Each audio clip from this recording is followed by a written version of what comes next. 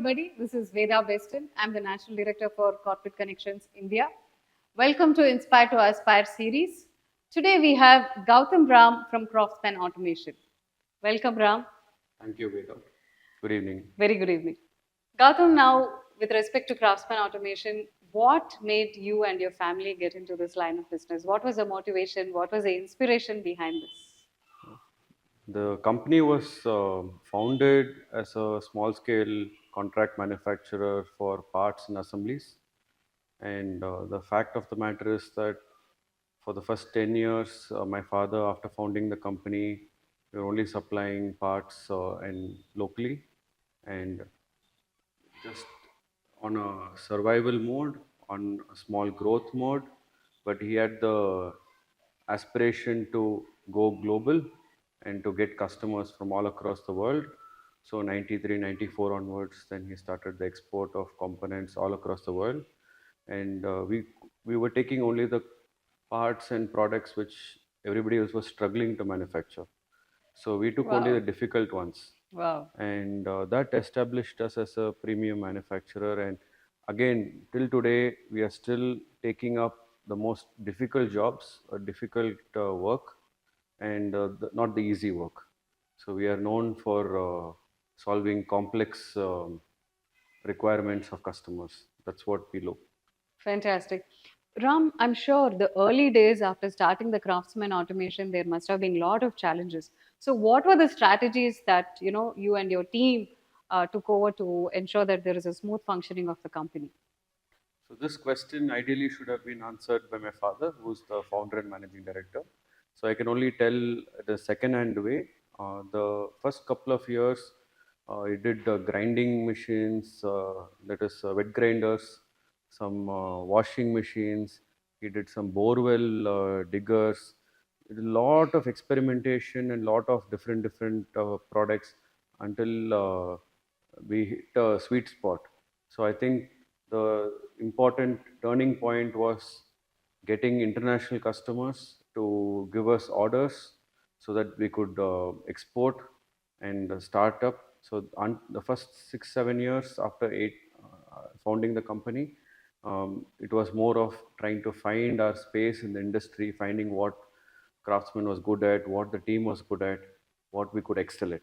And 93, 94 onwards, after getting the export customers, we could grow quite fast. Fantastic. So, Ram, wow, I mean, this is phenomenal. More power to you and your team in terms of the ASRS space as well. So, Ram, now I'm sure, with such wide range of verticals that Craftsman operates, there must be founding principle, guideline principles that you people follow and believe in it, right? So, what are those core values and the principles that you believe in? So we are not the first movers in any of the markets where we serve. There are always Okay. established players who are having the first mover advantage. We are not getting into a newfangled industry like AI or anything like that. These are all industries where established players, global players, domestic players are all participating. So we have to be more efficient. We have to be faster. We have to be better. We have to be better in terms of the quality of the products. We Correct. have to be better in terms of the quality of customer service. You have to be better in the quality of, also in the pricing. Also, we need to be competitive because nobody is going to give a chance for a new player at a higher price. So we Absolutely. have to be equal to or better than the established players. Only then we get a chance to play. But we find our niches very quickly. We establish ourselves, and every segment where we participate, either we are the number one or close number two. That's where we want to be. We don't want to be below that in any of the sectors where we participate, where we play. So either we have to scale up very quickly, or we have to exit the business. That's what we believe in. We don't believe in subscale. We don't believe in doing it as a number five or number seven player in any of the segments, whatever I mentioned. We always want to be among the top three, if not number one. So we've so far succeeded in it, and we continue to focus on becoming the number one in each of the segments. And we don't let our guard down. We always look out for the new trends, what is happening in the market, what are the new technologies in place. Always upgrade ourselves to the latest technology. We invest in a lot of capital equipment. We don't shy away from capital expenditure. We look at the capital expenditure as a part of the process of this industry. We are a manufacturing industry. So, capital, equipment, the selection, the execution of the project, making sure the production is running 24 bar 7 as much as possible, utilization of the equipment, having the best people, also paying premium for the people. We don't Wow. believe in paying lesser. We believe in fair wages. You can definitely benchmark us against any of the competition. Even the food, what we serve in a canteen, we serve it free of cost, and then we ensure people are happy. Wow. So the fundamental principles are keep our customer happy, keep our supplier happy, keep our employees happy. I think the business will only grow. Fantastic. I mean, amazing takeaways there, Ram. Now, coming to the expansion in terms of beyond India, of course, we definitely believe that you're the number one in all the verticals.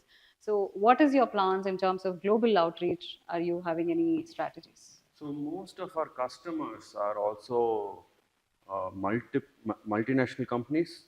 So we are in fact already a player in those markets, if not directly, also indirectly through our customers who are then buying our products, assembling them and exporting them across in terms of the powertrain and aluminum segment.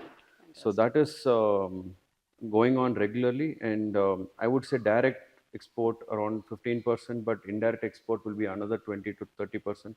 But we believe in the India growth story. We feel the global market, there are established players, there are established supply chain.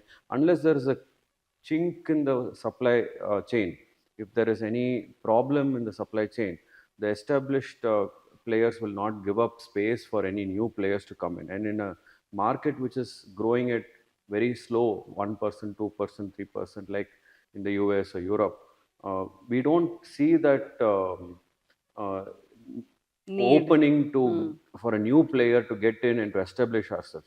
But here, when the Indian market is growing at double digit, and there is always a scaling up possible, so we Absolutely. feel that the Indian market is where everybody is interested in investing in, Correct. and we are looking more inward. We are also looking for opportunities globally, but only in specific segments, not across. We always take a nuanced view on setting up any foreign subsidiaries or anything for that matter. We have only one subsidiary in Netherlands where two people work, and we have recently acquired a company in Germany for large castings. So that is more of a technical acquisition, and we have just started on that journey.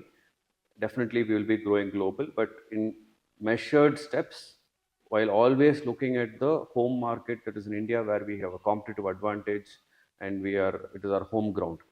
Wow, fantastic, Ram. The way you said that, being a competitor to find a win-win situation or a win-win ground as a neutral ground is amazing. I mean, this is what we always say in corporate connections, and you have done it and shown. I mean, there is no better success story than this. More power to you. Wishing you a very impactful journey ahead, and thank you so much for your time. Really appreciate it. Thank you so much. Thank you, Veda, for inviting and hosting. Thank you. Thank you.